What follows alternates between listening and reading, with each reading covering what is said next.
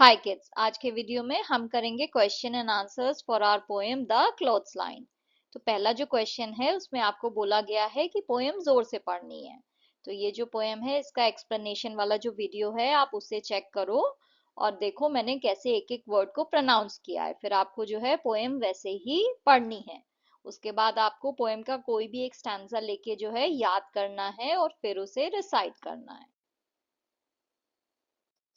Next question है what is described in the poem. Poem में क्या डिस्क्राइब किया गया है? पोएम में जो है कपड़े जो कि कपड़े टांगने वाली रस्सी पे हैंग कर रहे हैं वो डिस्क्राइब किया गया है, उनका movement. What are the clothes compared to? Give two examples. The clothes are compared to restive horses and fairy tale witches. What do restive horses do? Restive horses are unable to stay still. They jump and dance in excitement. What do fairy tale witches do?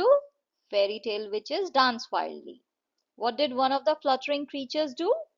One of the fluttering creatures, a piece of fabric, danced excitedly, struggled to break free from the pegs and clothesline, and eventually flew away like a bird.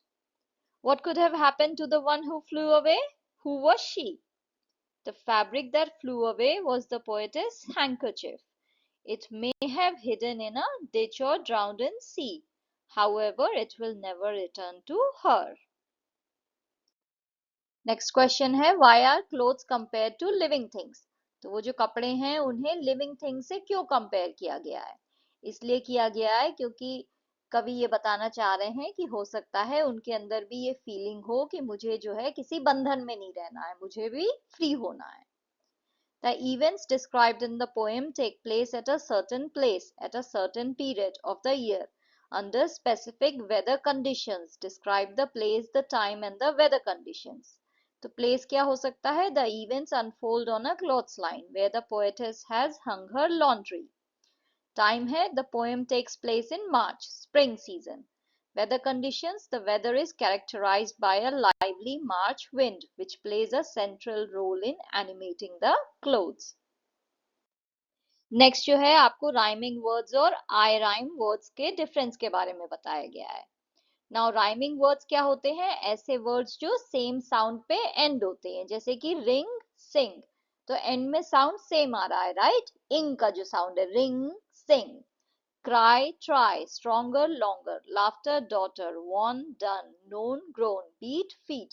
तो ये जो है ये rhyming words हैं क्योंकि and का sound same है। आई rhyme words वो होते हैं जिनकी एंड की जो स्पेलिंग है वो सेम है, तो सेम लेटर्स हैं, N E, N E, U T, U T, L Y, L Y. तो ये एंड जो है सेम लेटर्स पे कर रहे हैं, बट जब आप इन्हें प्रोनाउंस करोगे तो साउंड सेम नहीं है। नन, शोन, तो साउंड सेम नहीं है, right? Shut, put, sound same नहीं है, बट ये एंड सेम लेटर्स पे हो रहे हैं। इम्प्लाई, सिंपली, तो ये अलग अलग साउंड आ रहा है, तो इसलिए ये देखने में जो है वो राइमिंग लगते हैं बट ये राइमिंग है नहीं। तो ये हुए आई राइम वर्ड्स, और जो वर्ड्स जो सेम साउंड पे एंड हो वो होते हैं राइमिंग वर्ड्स। नेक्स्ट आपको बोला गया है कि पोएम में जितने भी फ्रेजेस हैं जो एंड से ज्वाइन हुए हैं वो आपको लिखने हैं। तो कौन कौन से हैं? Hither and thither, caper and prance, shiver and skip, flipping and flapping and flopping. Next question में आपको बोला गया है कि आपको डिस्कस करना है कि उस रुमाल के साथ क्या हुआ होगा, जब वो उड़ गया तो उसके साथ क्या हुआ होगा। तो ये स्टोरी जो है आपको अपने वर्ड्स में लिखनी है। तो मैंने क्या लिखा है? The handkerchief, once clean and neatly hung on the clothesline, began to dance in the breeze, fluttering merrily in the wind. As the wind grew stronger, the handkerchief's movement became wilder, until it slipped from the peg that held it in place. It floated through the air, caught in the playful gust of wind, and drifted far away from the clothesline. Perhaps it landed on the ground somewhere, got tangled in a tree branch, or was picked up by someone passing by. The handkerchief's journey was unexpected and adventurous, but eventually it found a new place to rest, far from where it began.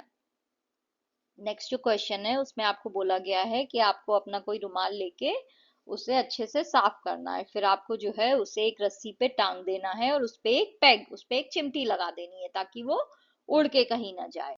फिर आपको देखना है कि कैसे जो है हवा में वो रुमाल जो है उड़ता है। तो ये एक्टिविटी आपको खुद से करनी है।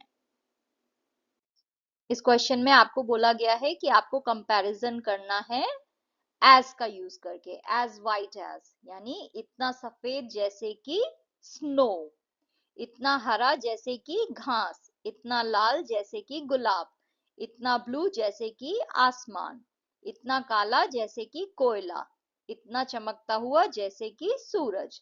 अब सेम आपको कंपैरिजंस करने हैं कंपैरेटिव डिग्री का यूज करके। कंपैरेटिव डिग्री में हम क्या करते हैं, वर्ड के आगे जो है ER लगा देते हैं। तो हम कैसे कहेंगे, वाइटर देन स्नो यानी स्नो से भी ज्यादा सफेद, ग्रीनर देन ग्रास यानी घास से भी ज्यादा हरा, रेडर देन अ रोज, रोज से भी ज्यादा लाल, bluer than the sky, sky से भी ज्यादा नीला, ब्लैकर देन कोल, कोयले से भी ज्यादा काला, ब्राइटर देन द सन, सूरज से भी ज्यादा चमकता हुआ। नाउ यहाँ पे जो है आपको ऑब्जेक्ट्स भी देने हैं जिससे आप कंपेयर कर रहे हो। तो कैसे करेंगे हम, petals of feathers whiter than snow यानी ऐसे पंख या फिर फूल के पेटल्स जो कि स्नो से भी ज्यादा सफेद हैं। एमरल्ड्स और leaves greener than grass, cherries और rubies redder than a rose, a sapphire stone or deep ocean water bluer than the sky, midnight or velvet blacker than coal, a diamond or a flash of lightning brighter than the sun. Thank you for watching. If you liked the video, please like, share and subscribe the channel. Thank you.